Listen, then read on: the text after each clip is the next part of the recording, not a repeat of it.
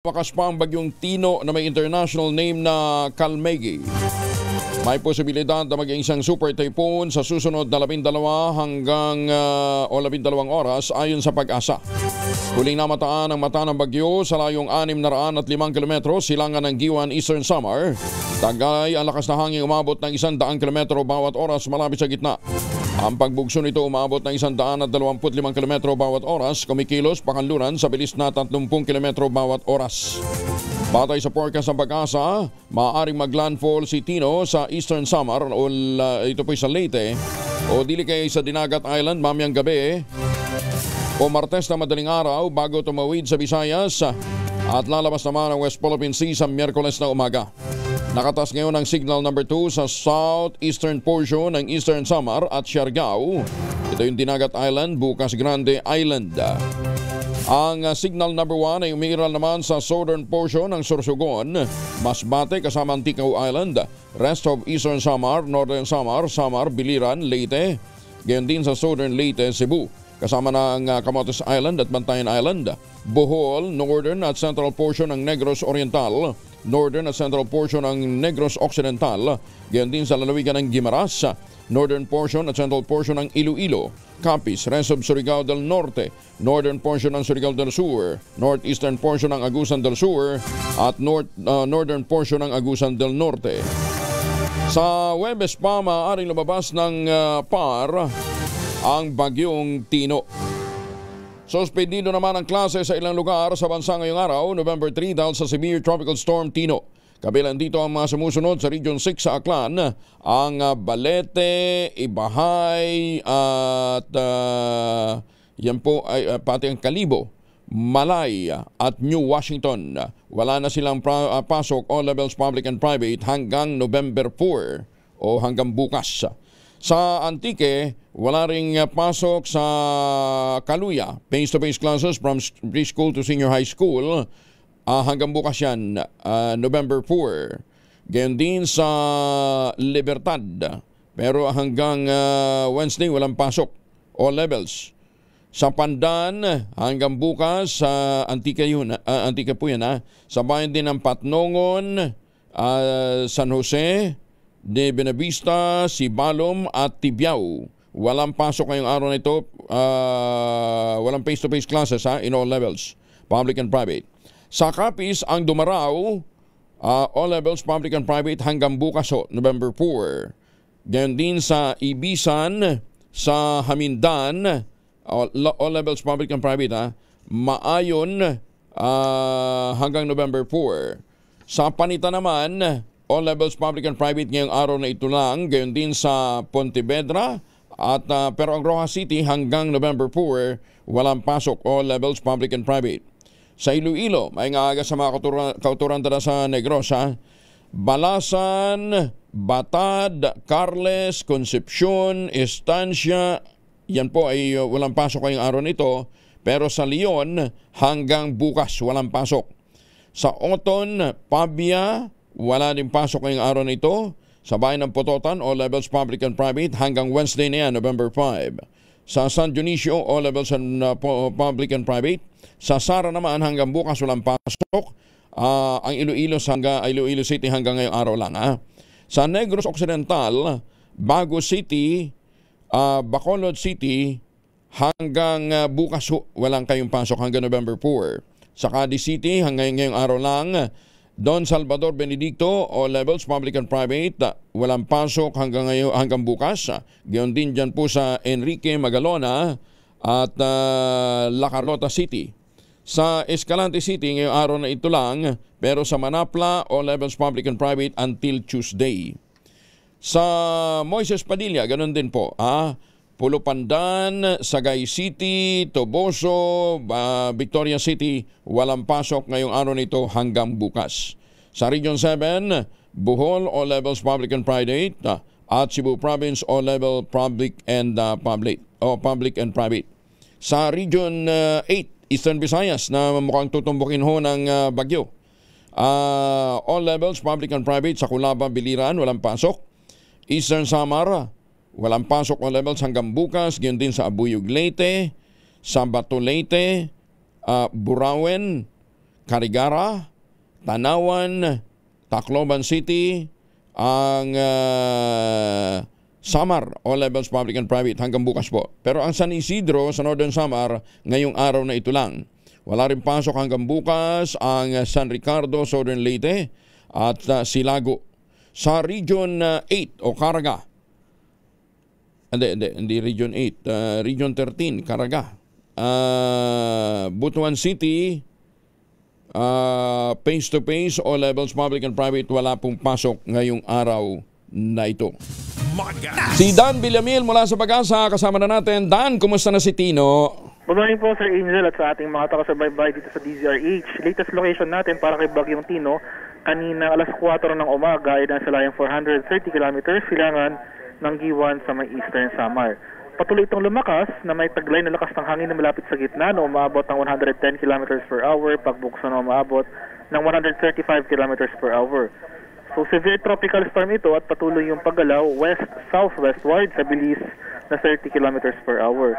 And as of 5 a.m. may nakataas tayong tropical cyclone wind signal number 2 sa central and southern portions ng Eastern Samar, central and southern portions ng Samar, Leyte, Biliran, southern Leyte, Camotes Islands, eastern portion ng Bohol, Dinagat Islands, Surigao del Norte, kabilang ang Siargao at Pucas, Grande Islands, northeastern portion ng Agusan del Norte at northern portion ng Surigao del Sur. Signal number 1 naman ang nakataas sa Sorsogon, Masbate, kabilang Anticao Island at Burias Island, southern portion ng Albay, Romblon, southern portion ng Oriental Mindoro, southern portion ng Occidental Mindoro, Cuyo Islands, northern Samar, rest of Eastern Samar, rest of Samar, rest of Bohol, rest of Cebu, kabilang ang Bantayan Islands, Siquijor, Negros Oriental, Negros Occidental, Guimaras, Iloilo, Capiz, Aklan, Antique, kabilang ang Caluya Islands, central portion ng Surigao del Sur, northern portion ng Agusan del Sur, rest ng Agusan del Norte, eastern portion ng Misamis Oriental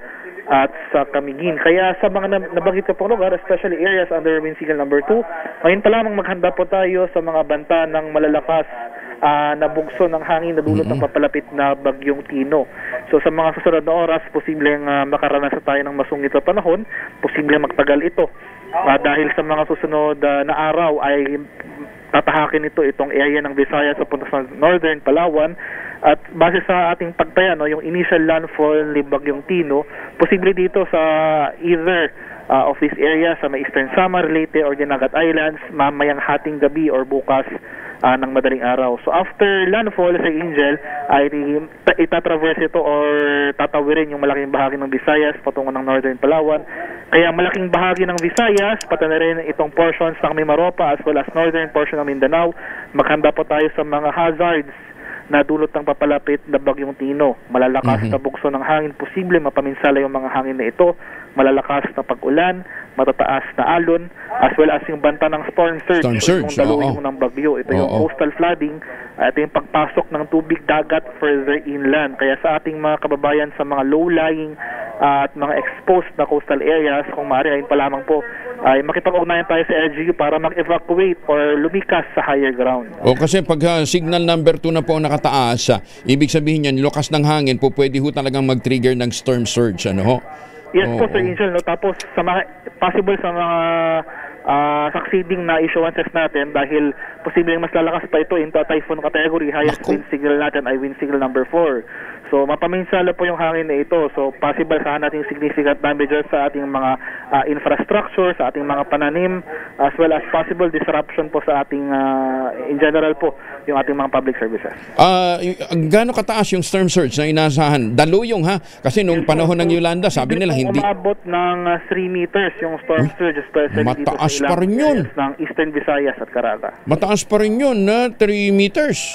Yes po, Sir Angel, no. So especially itong mga areas na possible yung mga initial areas na pagdalandfallan or direktang tatamaan ng sentro ng Bagyong Tino, as well as sa mga succeeding areas sa dadaanan ng bagyo. Oo, signal number 2 yun. Pag tumaas-maas sa signal number 3, tataas pa yung height ng storm surge? Yes po, possible po, no. So signal number 3 and signal number 4 po, so highest wind signal ay signal number 4, dahil prior to landfall ay mag-intensify pa itong si Bagyong Tino into typhoon category. Bakit? Di ba ang bilis niya? Anong speed ngayon? So yun po, 30 kilometers per hour yung paggalaw po nito. 30? Para sa Baguio po, in general, may kabilisan po ito. Oo, mabilis siya. Bakit nakakapag-ipon pa rin ng lakas, Dan? Opo, kasi po yung location niya dito sa may Philippine Sea. In general po kasi, historically, mainit po talaga yung karagatan dito. Mataas yung ating sea surface temperatures. In general po, favorable po ito sa intensification ng isang bagyo. So, isa rin po natin sinasabi, hindi natin inaalis yung posibilidad ng ma-reach nito yung super typhoon category. Dahil inaasahan natin na within the next 48 hours magpapatuloy yung rapid intensification nito. So posible itong mag-rapidly intensify within the next 48 hours. Hindi natin inaalis yung posibilidad ng super typhoon category. Yung mga tatamaan nitong coastal area? Kung sakasakali, mamayang gabi o bukas ng gabi? Mamayang hating gabi po. Mamayang hating gabi. Initial landfall dito sa may Eastern Visayas or sa Caraga. So more in particular itong Eastern Samar, Leyte or Dinagat Islands. Pero hindi lamang po ito yung mga lugar na makakaranas ng storm surge. No? So in general po, most of Visayas, ilang areas ng Mimaropa at northern portion ng Mindanao, nandyan po yung banta ng storm surge o yung daluyan ng bagyo. So kahit na nasa periphery po sila ng sentro ni Bagyong Tino, may kalatitan po sila dito sa sentro na ito. So nandyan po yung mga banta ng storm surge. Tsaka lawak ng circulation Yes po. Malawak yung circulation niya, Dan.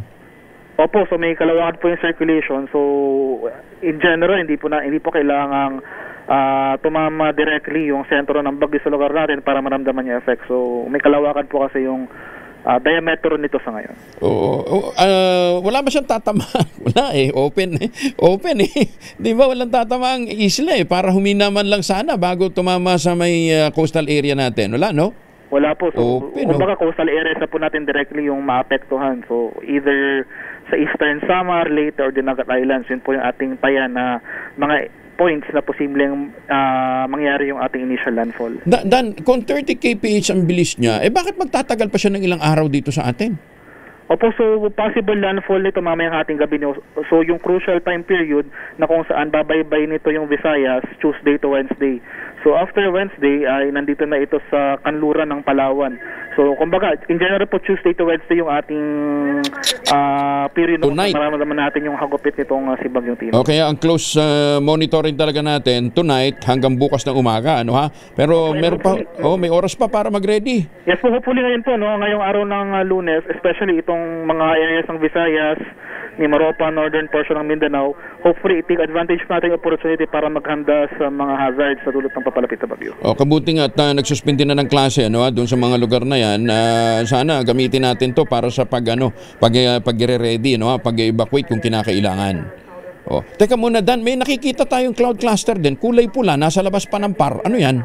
Opo, so sa ayan, wala pa po tayong minomonitor na iba pang low pressure area or anumang sama ng panahon. So most likely, ito lang yung mga usual na namove ang cloud cluster sa labas ng PAR. So wala pa naman po yung circulation, so hindi pa naman po siya declared as low pressure area.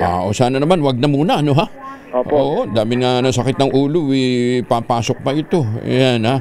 Sige, Dan, ingat din, ha? Maraming salamat. So, anong oras na susunod na bulletin? Opo, so sa ngayon, 3 hourly na po, mas alas 8. Mas po yung issuance natin. So, susunod na bulletin natin, 8 a.m. kasi malapit na doon sa kalupaan, possible mag-landfall na within the next 24 hours. So, from here on out, Sir Angel, every 3 hours na po yung ating issuance. Sige, tawag kami ulit mamaya, ha? Para sa pagbigay ng update. Dan, ingat kayo, ha? Maraming salamat. Sige po, and good morning. Si Dan Villamil mula po naman sa Pag-asa.